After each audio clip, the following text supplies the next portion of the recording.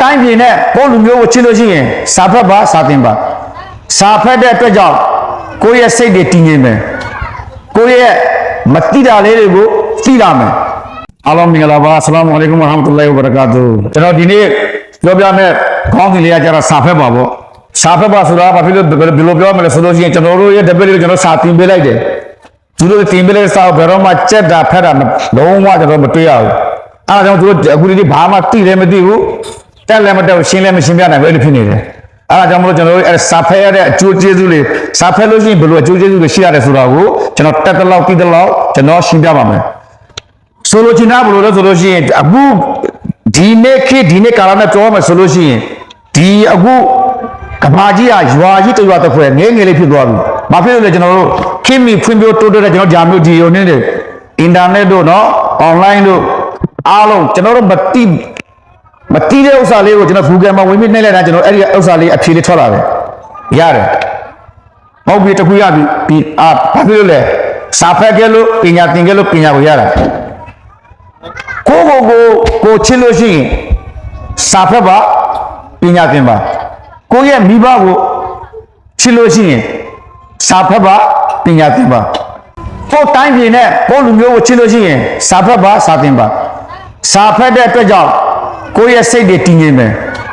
ကိုယ့်ရဲ့မတိတာလေးတွေကိုသိလာမယ်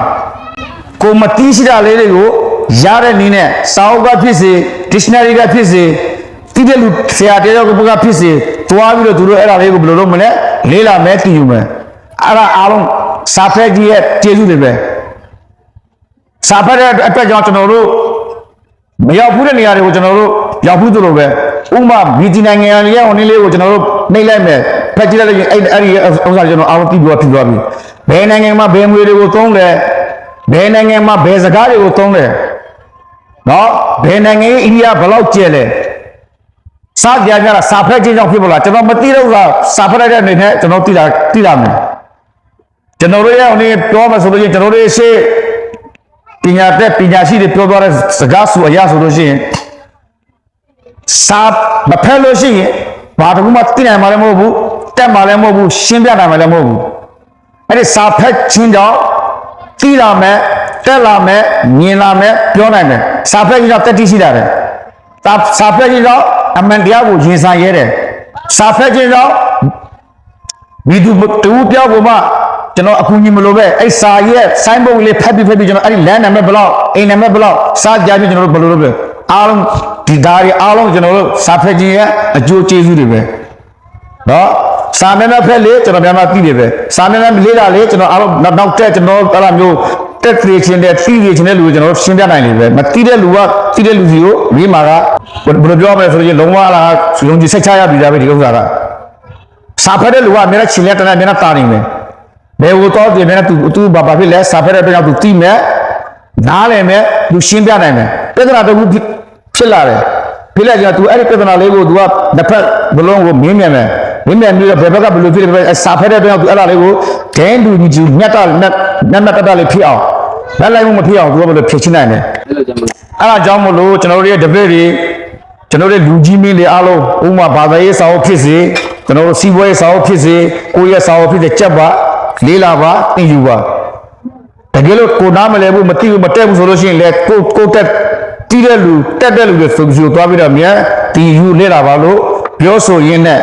ကျွန်တော်ရဲ့ဗီဒီယိုလေးကိုဒီနောက်မှာဒီကုန်းချုပ်အပ်ပါတယ်အားလုံးကိုယူတင်လေးစားတင်ပို့ထားပါတယ်ကျွန်တော်ပြောမှဆိုမှရှိကြလို့ရှိရင်ကျွန်တော်ကိုခင်းလို့ပါကျွန်တော်တို့ရဲ့ချက်ကအများနဲ့ချိန်မပေးနိုင်ဘူးကျွန်တော်တို့အခုဒီမှာလုံးနေတော့အားလုံးဆရာတွေပူပေါင်းပြီးတော့ကျွန်တော်တို့ရဲ့တပည့်တွေကိုတီးအောင်တက်အောင်နော်လေးလာလို့ရအောင်ဆိုပြီးကျွန်တော်တက်နိုင်တော့အချိန်ကိုမနဲ့လူယူပြီးတော့ကျွန်တော်တို့အဲ့ဒါလေးကိုကျွန်တော်တို့ဒီကြားကနေတစ်ခုတင်ပြသွားနေတာအဲ့ဒါကြောင့်မလို့ကျွန်တော်တို့အချိန်နဲ့ကြာလို့ရှိရင်ကျွန်တော်တို့ကိုဘယ်လိုပြောမလဲခွင့်လုပ်ပေးပါမကြခင်ကျွန်တော်တစ်ခုလာနေတော့အများတဲ့အဲ့ကျွန်တော်တို့ရဲ့ဟိုနည်းလေးကိုဗီဒီယိုလေးကိုကြည့်ရင်းနဲ့ကျွန်တော်တို့ကိုအားပေးရင်းနဲ့ပေါ့ကျွန်တော်တို့ဥစ္စာလေးကိုကျွန်တော်အဲ့ဒီမှာလိုအပ်တဲ့ဥစ္စာလေးကိုကျွန်တော် comment မှာရေးပေးပါတကယ်လို့တက်ခဲ့ရှိခဲ့တော့ like လုပ်ပေးပါနောက်တဲ့လူတွေသိသိချင်အောင်နောက်တဲ့ post စီစဉ် share လေးလုပ်ပေးလိုက်ပါအဲ့ဒါလေးကိုကျွန်တော်မြစ်တိုင်ခံပါတယ်အားလုံးကိုအထူးကျေးဇူးတင်ပါတယ်